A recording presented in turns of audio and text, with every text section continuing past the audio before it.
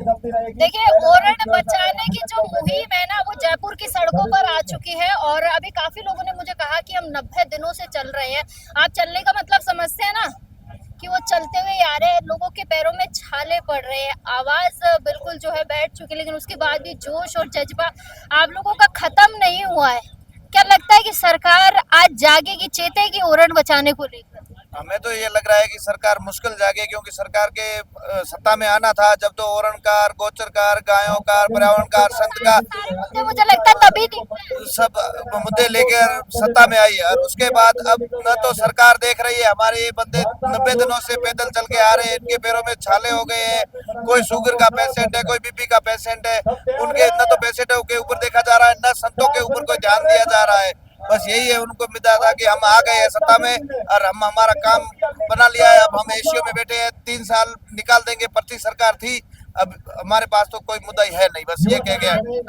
एक ऐसा नेता है जो मुझे लगता है कि शुरू वाले दिन से ही आप लोगों के साथ है, रविंदर सिंह भाटी। तो भाटी है जब तो हम यहीं बैठे हैं, नहीं तो हमारे को कभी यहाँ से हटा देते। सिर्फ भाटी की वजह से हम यहाँ रुक के बैठे हैं, उनका इंतजार कर रहे हैं जब कब आए भाटी यार हमारे को वहाँ आगे लेके चले। हम तो उनके ऊपर ही उम्मीद रख के बैठे हैं बस। तो महाराज जी, आप एक बात बताइए कि क्यों एक रविंदर सिंह भाटी आगे आए, क्यों ये 200 जो जब नेता जिसको चुनकर जनता चुनकर भेजती है, वो नेता क्यों एक भी यहाँ नहीं है, क्यों सिर्फ एक रविंदर सिंह भाटी है? क्या ओरन इन सब लोगों के लिए नहीं है, वो आप लोगों के लिए नहीं है? ऐसा है कि मैं मैन श्री मठ सियानी से आया हूँ यहाँ जयपुर। हमारा लगातार 1.5-2 वर्षों से ये गायों के लिए, गोचर के लिए, ओढ़ने के लिए धरना चल रहा है। कोई भी एमएलए ये अब सरकार को सत्य बात कहने के लिए नहीं है, क्योंकि वो अपनी कुर्सी को सोच रहा है, अपने स्वार्थ देख रहा है।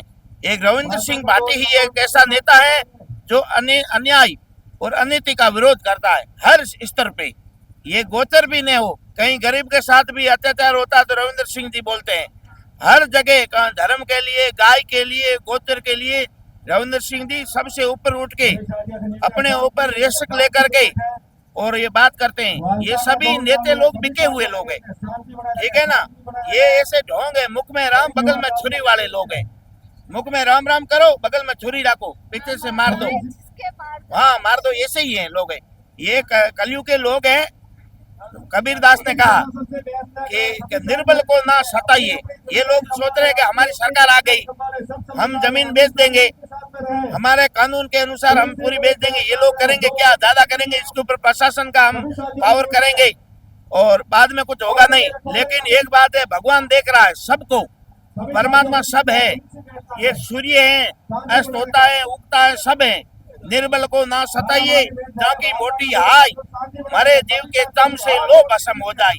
इतने लोगों की भावनाएं, हमारे संतों की, वृक्षों की, गायों की, वो इस सरकार का अंत करेंगी। और ऐसा अंत होगा इसके धरातल पे कोई जब एक इनका कोई देखने को नहीं मिलेगा। अच्छा महाराज जी, बात बताइए, प्रदेश की सरकार आज कितनी तादाद में आप लोग आए हैं? हजारों की तादाद में आप। फर्क पड़ता है, ये तो इनको फर्क कुछ नहीं है।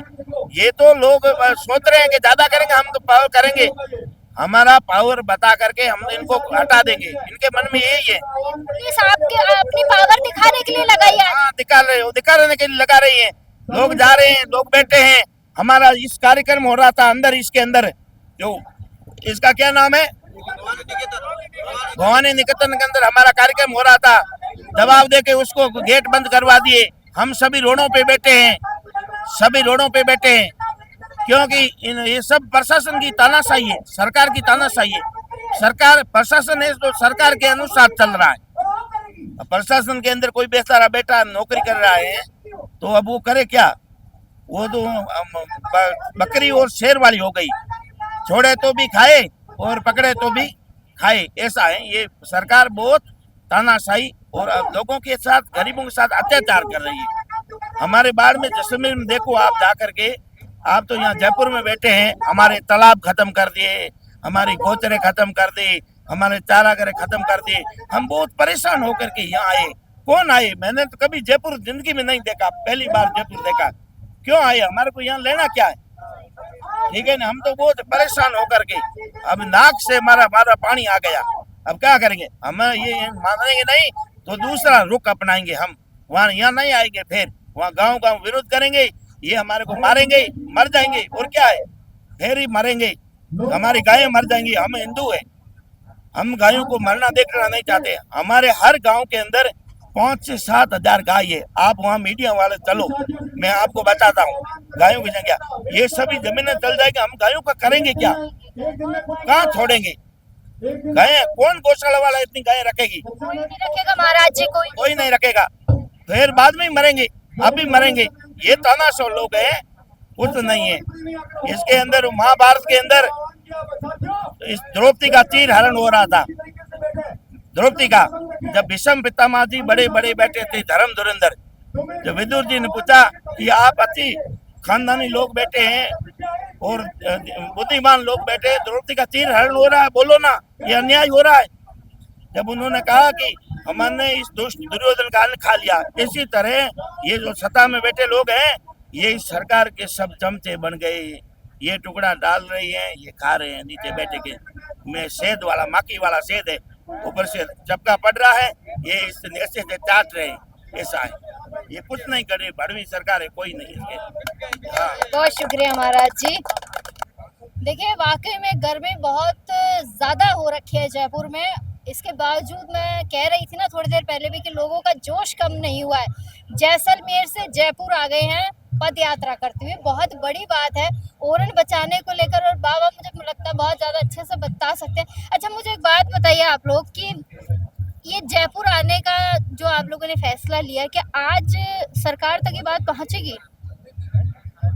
सरकार जो बात पहुंचा वचन है पहुंचे तो 3 महीना या जनवरी हरू ईड़ा है पैदल यात्रा। 3 महीने से आप लोग चल रहे हैं? हाँ 3 महीने से चल रही है। जो जनता की मांग है, ओरन बचाओ, गऊ बचाओ। सही बात है। नहीं गवर्नमेंट एक तरफ तो कहती है गायों बचाओ, एक तरफ कहती है गायों को मारो। जब जमीन गवर्नमेंट ले ले बस गायों कट रहे हैं, खाई धरती भी ने चारा भी ने तो गायों खाना है कोई नहीं। कुछ भी नहीं है बाबा, बिना खेती के क्या है? आप और हम क्या खाएंगे? तो जब बात तो भाई जाए नहीं रहेगी तो आप और हम ही क्या खाएंगे? रही घटी पहली बात तो धीरे धीरे धरती सूख जाएगी। जाते ही गऊ एक ही नहीं बचे, आधा मिनक बची, मिनक जाई कटे। आज जट रहे उल्टो जगह छोड़े में दूजा कौन दे उंडे सही बात। घर गृहस्थी छोड़ियो और बाद में लार के नगन सामान कहीं है दूजा के जा जमी खेती महंगी कौन देवे? कोई नहीं। अच्छा देवे तो जमी लेवे तो रेव ने देते खावे कहीं। तो फिर भी खेती के लिए कुछ ना कुछ तो करना ही पड़ेगा। मतलब सब अनपढ़ जनता है, पढ़ी लिखी जनता है कोई नहीं, दूसरो कोई धंधो है कोई नहीं। गैया है, भेड़ है, बकरी है, पशुपालन ही है, ऊँट है। ये काम चलो ग्रामीण इलाकों में, ग्रामीण इलाके में वही साधन है, इनके खाना कमाना का यही साधन है। अच्छा ये खत्म यार बाद वो कहाँ जाएगा? आ जाएगा कोई कोई साधन नहीं है। अब गवर्नमेंट मानो नहीं मानो वो तो जनता रो मतलब कर्तव्य है, ठीक है नहीं? बंगाल में जाना पड़ेगा, बंगाल ले गए आई।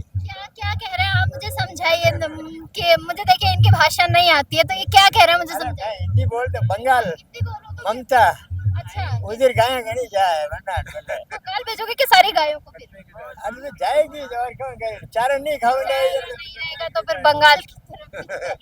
नहीं चारों जो इधर जैसलमेर में घोड़ावन IUCN रिपोर्ट के अनुसार 84 घोड़ावन है, उसकी सुरक्षा के लिए लोग यहाँ पे आए। जो IUCN की रिपोर्ट में है वही ओरण में है, देवभूमि है, जो वहाँ पे गायों के लिए झुंझार हुई है, उनके लिए सिर कटे, धड़ लड़े, उन्हीं के लिए ये सब संघर्ष कर रहे हैं। उनके ही पूर्वज कोई बच्चे हैं, वो आज उनके लिए संघर्ष कर रहे हैं कि ये गाय बचनी चाहिए, हिरण बचना चाहिए, मोर बचना चाहिए, घोड़ावन बचना चाहिए। और हाल ही में हमारे घोटाड़ू, शाहगढ़, इसमें केराकल बिल्ली, जिसमें हमारे तरफ कहते हैं सियाल टाइप कहते हैं, वो मात्र वहाँ जैसलमेर में ही है। उसके लिए विधानसभा में अलग से 60 लाख का बजट आया और वही जमीनें कंपनियों को दी जा रही है। जनता की चीज होके भी जनता की नहीं है। हाँ, जनता की चीज जनता को होके भी नहीं दे रहे। और अभी DILRMP योजना एक चल रही है सेंट्रल गवर्नमेंट की, उसकी यहाँ पे ओसिया में, बालेसर में और बाड़मेर में उसके तहत रीसेटलमेंट जमीन का चल रहा है सेटलमेंट विभाग की तरफ से, परंतु वो जैसलमेर में ये योजना बिल्कुल क्रियान्वित भी नहीं कर रहे। और उसके तहत ये करते हैं वो सोनू गाँव में मेरे विक्रम संवत 2012 से लेके 2030 तक समरी सेटलमेंट में 9000 बीघा जमीन दर्ज है। आज रिकॉर्ड में आज के तारीख में राज रकबा में बता रही है। और वहाँ पे आईयूसीएन रिपोर्ट में भी गोडावन सोनू गांव का गोडावन मगरा भी है। और वहाँ पे और सीमेंट की फैक्ट्रियों को और उनकी कमेटी द्वारा चिट्ठी जाती है, उसके बावजूद कलेक्टर उसके म्यूटेशन भरवाते हैं मजबूरन। स्टार सीमेंट को दर्ज हुआ है, श्री सीमेंट को प्रस्तावित हुई है और पूरा गोडावन क्षेत्र है हमारा। देखिए, गोडावन का सिर्फ जिक्र होता है, लेकिन कभी आपने सुना है लोगों को ये कहते हुए कि हम उसे बचा रहे हैं या हम उसकी रक्षा करेंगे? लेकिन ये लोग यहाँ पर बैठे हैं, ये लोग धूप में यहाँ पर बैठे हैं, आप इतनी गर्मी है उसके बावजूद ये लोग यहाँ बैठे हैं, कितनी बड़ी बात है।